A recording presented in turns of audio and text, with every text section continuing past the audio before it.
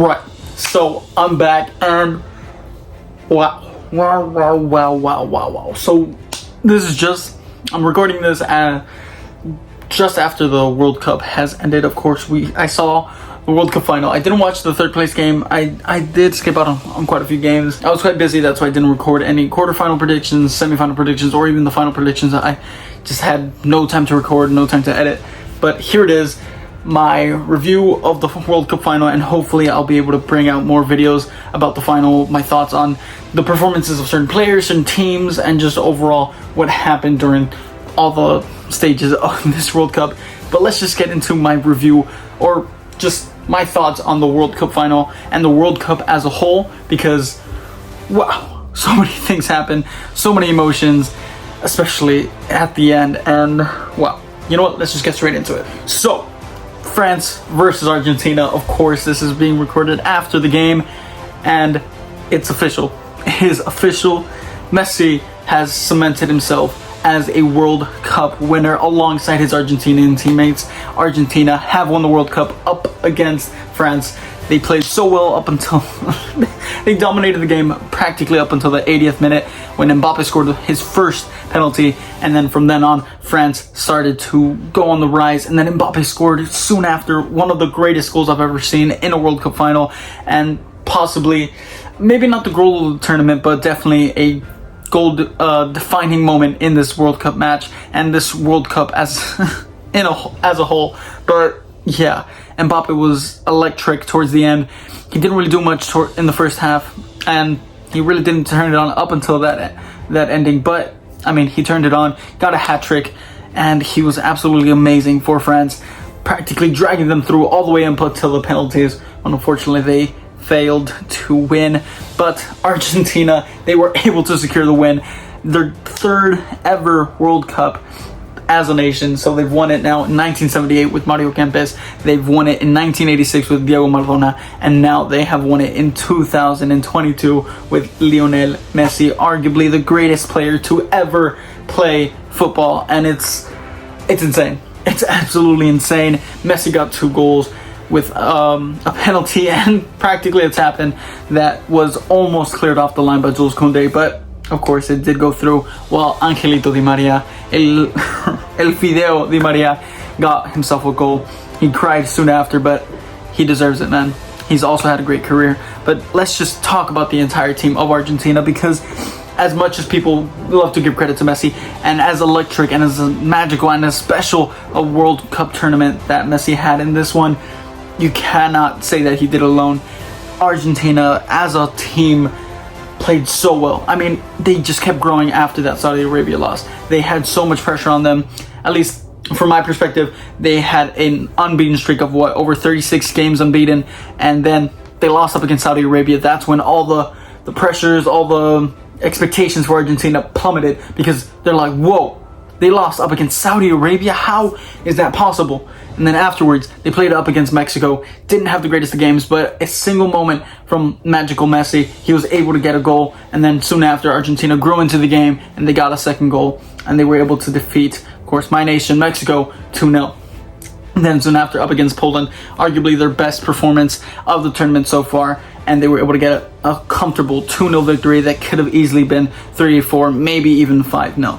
But if it wasn't for the specialty of Wojciech Szczesny and a few players from their Polish backline, could have easily been so much more. And then we move on to the first knockout stage match, which is up against Australia. They're absolutely amazing. Australia did get a goal back to make it 2-1, but still, Argentina were really good. If it wasn't for Lautaro Martinez, honestly, it would have been an easy 4-1 victory possibly. And then they go off up against Holland. They're winning 2-0 quite comfortably. Holland did create, or the Netherlands did create a bit of some problems for Argentina, especially at the end where they scored 2 goals by Wout Weghorst, of course, and that special free kick that was really exquisite, honestly. I didn't know who to root for. I love Argentina and I love the Netherlands, but of course Argentina won the game on penalties thanks to Dibu Martinez, or Emi Martinez should I say. His penalty heroics again, just like he did in the Copa America prior. So Then they go on to face Croatia and get a very comfortable 3-0 victory up against Croatia. And wow, magical Messi, magical Alvarez, and overall great defensive unit from Argentina. Of course, Croatia, plaudits to them, or a lot of credit to them. They did a great job. And then they had to face France, where they were able to do the job. I mean, they dominated the possession, they dominated the ball, they played so well. That second goal by Angel Di Maria was a great example of honestly one of the best counterattacks that I've seen at this World Cup. I think the only better one was Holland up against the USA for the first goal in the round of 16. I think that was the best counterattack play, or just team play in general. But Argentina did do a fantastic counterattack that ended up in a goal that put them 2-0 up. But then, of course, they lost just a few mistakes here and there, let France go through or get through and, tie the game up to 2-2. And then it was just absolutely chaotic. But congratulations to Argentina for winning the World Cup and making it 3 wins out of 6 finals at the World Cup final. Absolutely amazing. Messi has finally won the World Cup. It's amazing. It's honestly amazing. I have so many emotions flowing through me. That game was intense. Arguably one of the greatest games that I've ever watched. Of course, I wasn't there at the stadium. I wish I was to feel all the emotion and everything, but I was still watching with some friends. We were celebrating. We were yelling at the TV. We were doing so many things. But of course, I was rooting for Argentina. Same with a few of my friends. But I had some other friends that were rooting for France, and we kept yelling back and forth. But ultimately, Argentina won, and I was celebrating. I celebrated with my friend, and it was absolutely amazing. It was one of the best feelings I've ever had as a football fan. Of course, I'm wearing a Barcelona jersey because Messi is most recognized with Barcelona, although he's playing for PSG now, and he will continue to play for PSG for the foreseeable future.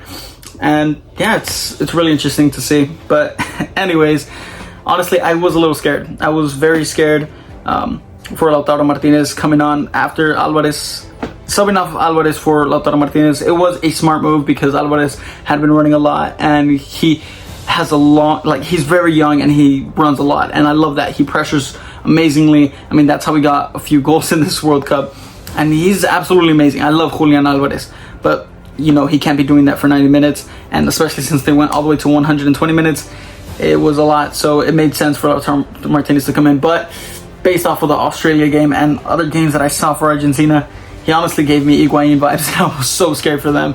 I was really scared, and especially with the likes of France, just their midfield, they impressed me a lot. I didn't expect so much from the French midfield, and they killed it, especially with the fact that Antoine Griezmann was playing as a floating, not even a 10, he's more like a floating 8, I've heard, just box to box, because he was really good defensively as well.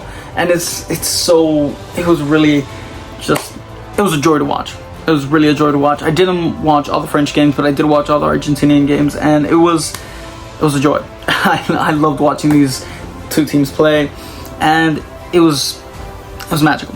It was one of the best World Cups that I've seen. I mean, the main one that the World Cups that I've seen is 2014, 2018, and 2022. I mean, I saw a little bit of 2010, but I mean, I was pretty young and I don't remember much of it. But 2014 is the first World Cup that I remember.